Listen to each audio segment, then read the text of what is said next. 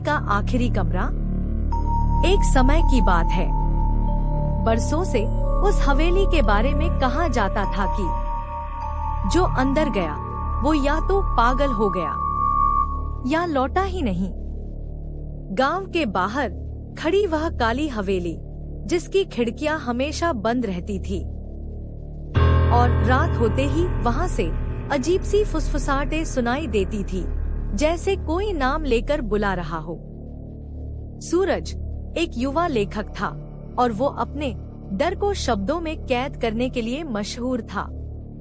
लेकिन जब उसे पता चला कि उसके दादा की मौत उसी हवेली में हुई थी, तो उसने तय किया कि अब सच जानकर ही लौटूंगा। बरसाती रात थी, बिजली चमकी और हवेली का दरवाजा अपने आप चरमराकर खुल गया, और अंदर कदम रखते ही ठंडक हड्डियों तक उतर गई। दीवारों पर पुराने आईने थे, लेकिन उनमें आरव की परछाई नहीं दिख रही थी।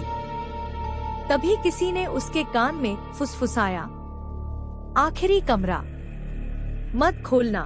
और जैसे ही सूरज पलटा, लेकिन वहां कोई नहीं था, और हवेली के बीचों बीच एक सीढ़ी थी जो नीचे तहखाने की ओर जाती थी।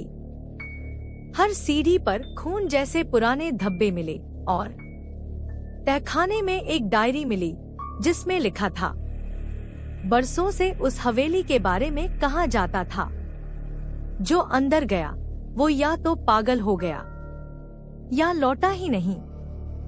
गांव के बाहर खड़ी वह काली हवेली, जिसकी खिड़कियां हमेशा बंद रहती थी, रात होते ही वहां से अजीब सी फुसफुसाहटें सुनाई देती, जैसे कोई नाम लेकर बुला रहा हो।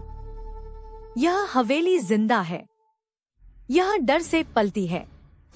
जो भी अपने सबसे बड़े डर को छुपाता है, हवेली उसे अपना बना लेती है।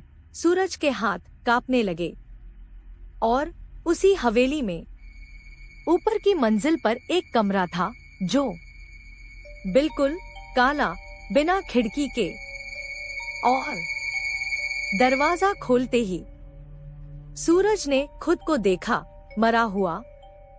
और तभी दीवारों से आवाज आई, अब तू हमारा है।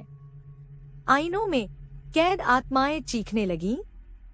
सूरज भागा, लेकिन हर रास्ता उसी कमरे में लौट आता, और सुबह गांव वालों ने हवेली से धुआं उठते देखा।